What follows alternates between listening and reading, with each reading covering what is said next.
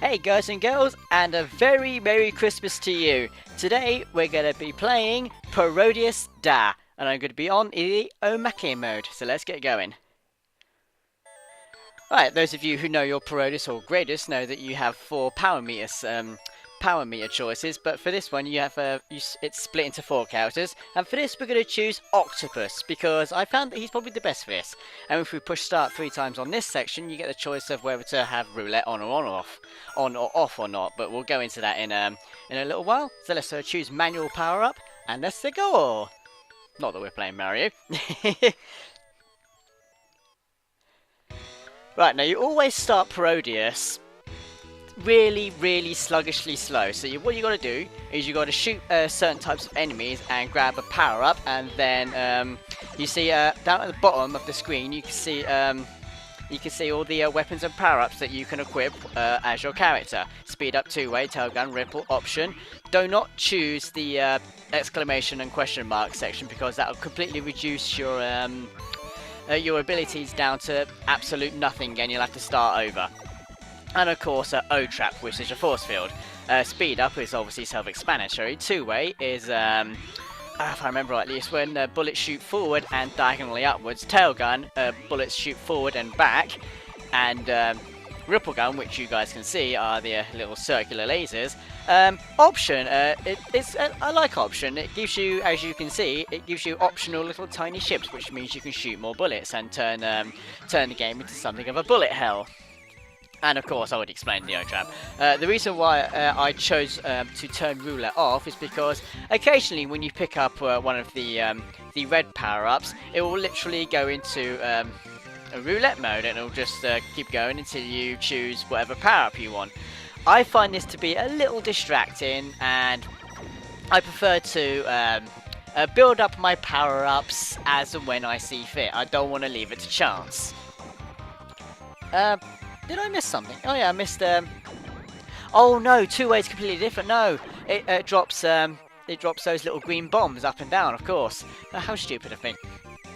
So yeah, the reason why I chose Omake mode over single one-player mode is because you know, Omake mode is quick and easy to do, and it's something I always like to play, because one of the main differences between Omake mode is, well, a couple of main differences actually, is that in single player mode, whenever you die, you start again from a checkpoint. But in Omake mode, when you die, you you carry on from where you died. There's no checkpoint, nothing. You just keep going.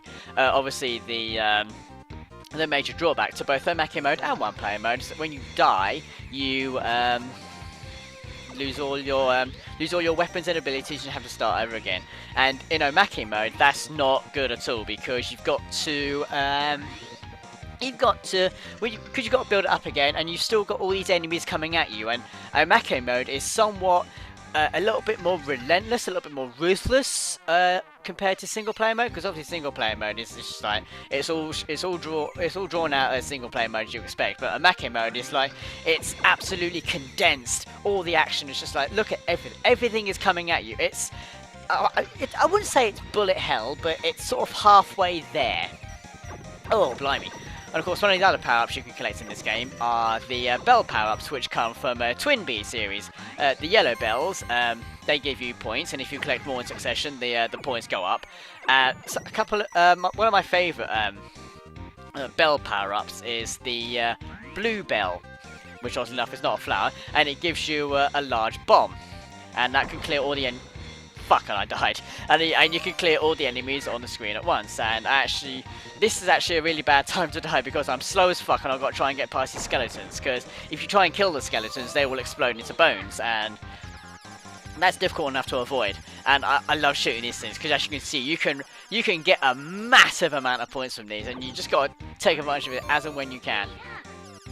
Now, the first section you guys saw, the section with the female Moai statues. For me, in Omake mode, that is the most challenging and annoying section of the game. So I generally bulk myself to as much as I possibly can in power-ups and weapons, so it gives me a slightly easier chance of getting past that bit. And everything after that bit, this bit here, which is ripping off R-Type, it's pretty much plain sailing from there, just as long as I don't make any silly mistakes, like let those things hit me because I'm not looking at them because I'm trying to change the colour of this bell, for example. And here's what I mean with the blue bell. Boom! Just killed everything on screen, which is really fucking handy sometimes. That's another thing I was going to say about Omake mode. The way you get these the little power-ups that you can see is by shooting the red variants of all your enemies in Omake mode, because everything is fucking coming at you and it's a condensed version of single player. It's almost every enemy is red, so it gives you a chance to build up as much as you can. But obviously, when you die and you go back to your normal slow state, building up can be very, very difficult. I never generally try to destroy these lips. The teeth themselves they're easy to destroy, but the lips they take a bit of work destroying, so I don't ever bother. And that was fucking close. Now this is the second of the two homing. I don't know what you want to call them, homing enemies. The best way to do it is for me anyway, is to get 3 speed up abilities and then just go all the way down, because they won't attack you at all. They'll home in on your last position, and you can get around this section. It's easy enough to do. And I like in the background there's a constellation of a penguin there. Quite funny if you ask me. It's obviously Pentaro, which is one of the characters in this game. Now this section is absolutely easy. Once you reach this section, that's it. It's just plain sailing from here. I'm pretty sure there's a section actually in Parodius that's similar to this, except when you burst the bubbles, the enemies come at you, as opposed to just flying dead last into the ground. Alright guys, here we go. We're closing up onto the final boss of the game. Or rather, the final boss of Omake. And of course, those of you who know your Gradius, those of you who know your Parodius will know that final bosses, they are easier than easy. I mean, this boss, he's sitting on top of a bomb. He could potentially kill us with it. Oshimai, which if I remember rightly is Japanese for that's it. And this literally is it. This is all he's going to do. He's not going to do anything, so what you need to do is light the wick. I've completely gone into overkill by using the bomb. All you need to do is just shoot it once, and you just wait for it to go down, and then boom. It explodes into bells, and you can see the penguin falling down, and you get yourself a nice little score. So let's... Oh, I never did tell you, actually, this was on level 7, which is the hardest difficulty level, I believe.